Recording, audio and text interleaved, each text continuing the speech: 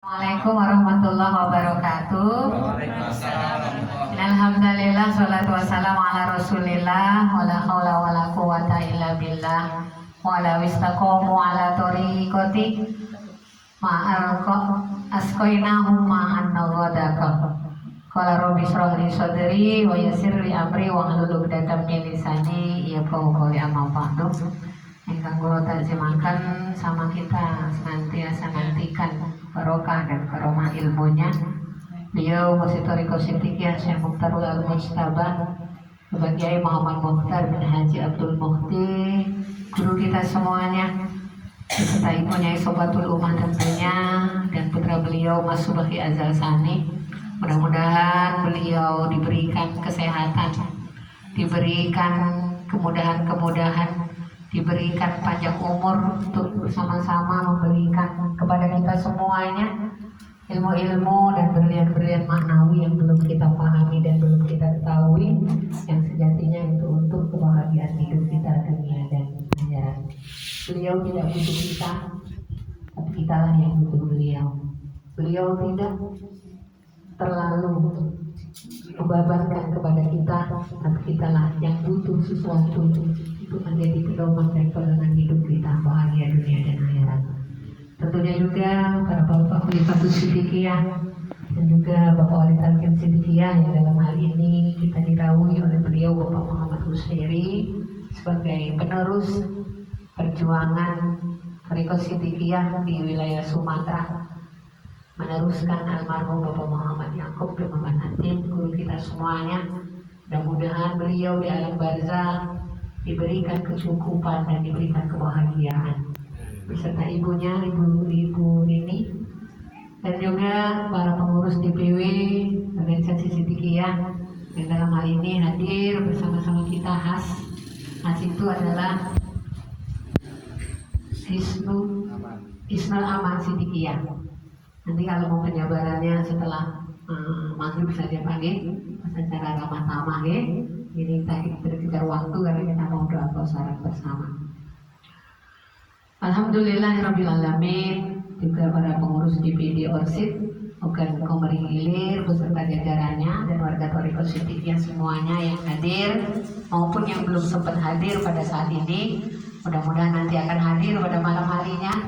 Monggo nanti Bapak Ibu semuanya mengikhtiarkan untuk mereka bisa sama-sama bersama kita. Alhamdulillah, kehadiran Allah Subhanahu wa taala, alhamdulillahirabbil alamin, kehadiran baginda Rasul Muhammad sallallahu alaihi wasallam. Alhamdulillah, ucapan syukur yang mendalam atas berkat rahmat Allah yang Maha Kuasa.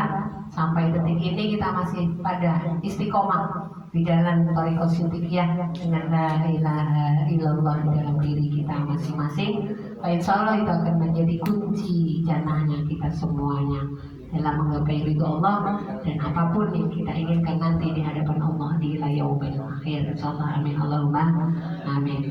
Alhamdulillahirabbil alamin, atas berkat rahmat Allah yang Maha Kuasa, pada hari ini, sore hari ini kita diberikan Allah kesempatan untuk bertatap muka, bermuajalah, bersilaturahmi. Ciri khas Siddiqiyah, silaturahmi dengan penuh kesantunan, dan insya Allah semuanya itu diiringi dengan sodako ikhlas yang ada dalam diri kita masing-masing. Minimal sodako senyuman, gina bugi. Masa sampai agak senyum malah. Alhamdulillahirabbil alamin. Bapak Ibu hadirin semuanya, mohon izinnya Pak Wali sekedar menyampaikan sambutan. Pertama, salam dari beliau Pak Ketua DPW Orsid, Bapak Abdal. Seyogianya akan hadir bersama kita, tapi karena suatu hal beliau berhalangan. Beliau titip pesan, Assalamualaikum warahmatullahi wabarakatuh. Selanjutnya, kami mohon maaf karena mungkin pada saat ini hadir kembali, karena pada beberapa waktu yang lalu sudah hadir Pak Abdal ya. Kami hadir dalam rangkaian silaturahmi dengan maksud memotivasi kita semuanya. Jadi pada dasarnya saya harus memotivasi, tapi nanti saja setelah acara maghriban kita menjelang kausaran saja nanti ya. Kami mohon maaf karena harus hadir. Sebab kenapa? Pelestarian ajaran Thariqah Siddiqiyah itu satu diantaranya melalui organisasi. Karena Sang Maha Guru itu meniru Rasulullah Shallallahu Alaihi Wasallam. Dalam masa perkembangan Islam itu amat sangat lama ketika tidak berorganisasi. Tapi begitu hijrah Rasulullah ke Madinah, kemudian bertemu dengan kaum Ansor, ya kan? Dan dirinya menyebutnya kaum Muhajirin, maka mulai berkembanglah Islam. Tidak lama, dalam waktu 11 tahun Rasulullah sudah bisa menguasai dunia. Melalui apa? Melalui organisasi. Maka Sang Maha Guru kita membuatlah organisasi di lingkungan Thariqah Shidhiyah. Sebagai payung adalah organisasi Shidhiyah yang disebut Orsid. Sebelumnya sudah ada Jamiah Kausaran Putri Hajarul Shidhiyah. Kemudian ada pesantren Majma'al Makhrain, Ibtul Gulam wal Banat. Sekarang ditambah Hubul Waton Minal Iman.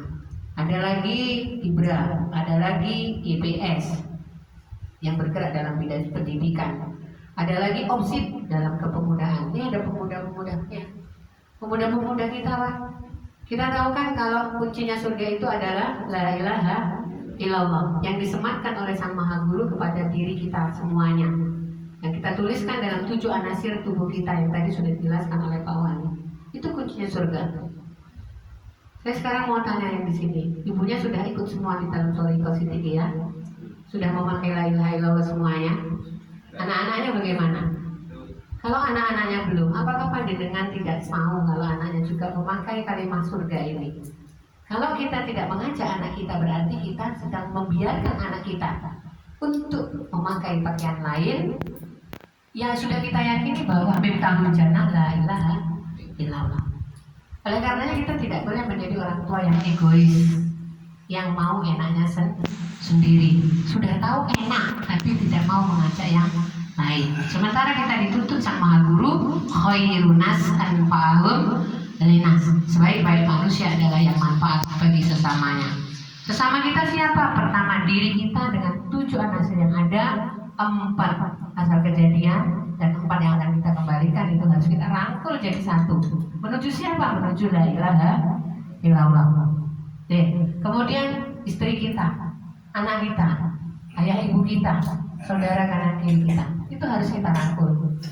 Kalau kita memang meyakini miftahul jannah la ilaha illallah. Kalau selain Allah ya monggo. Oleh karenanya kecintaan kita itu adalah kecintaan yang tulus kepada Allah Subhanahu wa taala. Bapak Ibu hadirin semuanya, kenapa kami memang harus hadir di sini? Karena ini adalah amanah dan tanggung jawab.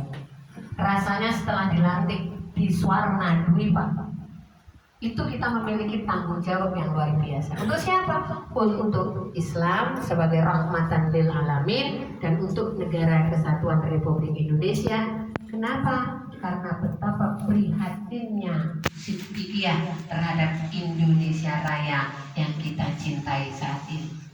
Bisa jadi di sini masih milik kita tanahnya, tapi di sana di luar sana, saudara-saudara kita banyak sudah lahan-lahan besar, lahan-lahan luas yang tidak lagi dikuasai oleh orang pribumi, tapi dikuasai oleh orang-orang non pribumi.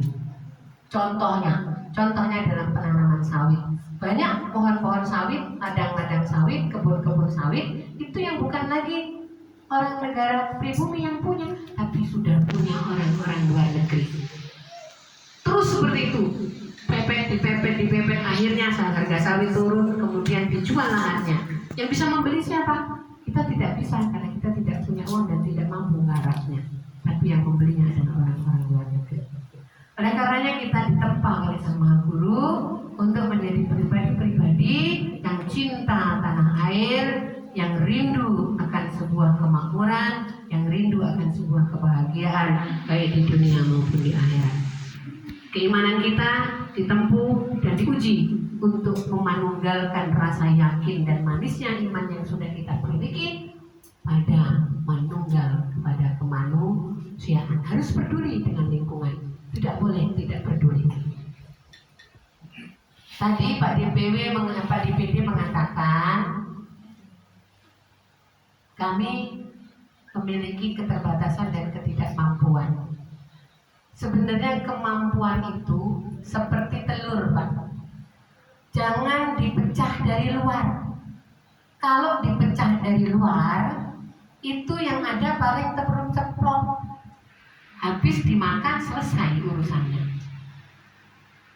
Telur itu kalau mau manfaat lebih dari itu, maka ceploklah, retakkan dari dalam.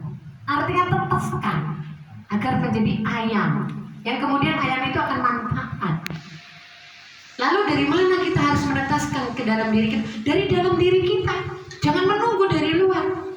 Apa yang ada dalam hati kita ini sebenarnya yang harus kita perlihatkan keluar. Keyakinan yang ada dalam diri kita itu yang harus kita munculkan. Satu contoh, seorang ahli motivator dan juga berhasil dalam motivatornya, yaitu Ali Ginandar Sasmita. Dia sudah mencapai sebuah kejayaan, tapi kemudian dia mencapai sebuah keruntuhan. Pada saat mana dia mencapai keruntuhan? Pada saat dia tidak paham siapa dirinya. Dia mengejar dunia, tapi dia lupa dengan yang memberikan dunia.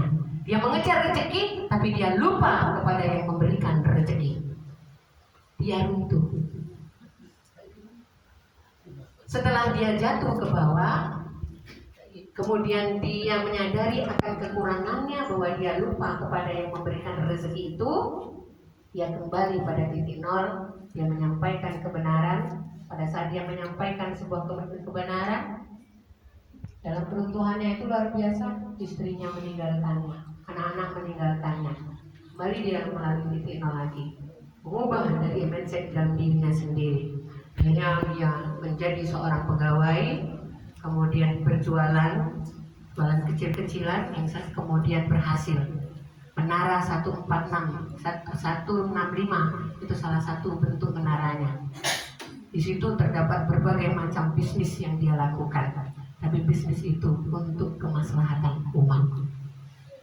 Jadi kalau untuk memotivasi diri, itu jangan menunggu dari luar. Dari dalam diri kita harus memotivasi diri kita juga. Oleh karenanya Bapak DPD dan semua teman-teman, Bapak semuanya jangan merasa tidak memiliki motivasi, sebab motivasi itu dari diri kita. Kalaupun dari luar kemudian kita tidak memiliki kesadaran, maka akan percuma. Ayo kita yakini Siddiqiyah ini kita perlukan, bukan Siddiqiyah yang memerlukan kita. Sementara mungkin itu saja. Yang lain-lain nanti, mudah-mudahan ini satu motivasi untuk kita semua menjadi diri yang kita keluarkan. Motivasi itu dari dalam diri kita. Untuk berhasil harus melalui diri kita dahulu. Contohkan melalui diri kita dahulu. Jangan putus asa, karena putus asa itu dekat pada kekufuran. Jangan merasa minder, jangan pernah merasa tidak manfaat, tapi teruskan munculkan kemanfaatan dengan tebar kebaikan dalam ajaran Thariqah Siddiqiyah. Itu saja sedikit motivasi dari kami dengan pimpinan wilayah organisasi Siddiqiyah. Ayo bekerja sama, bahu-membahu, sadar bahwa kita butuh akan la ilaha illallah, bukan la ilaha illallah yang butuh kita. Allah tanpa nol tetap ada artinya, tapi kalau kita tanpa satu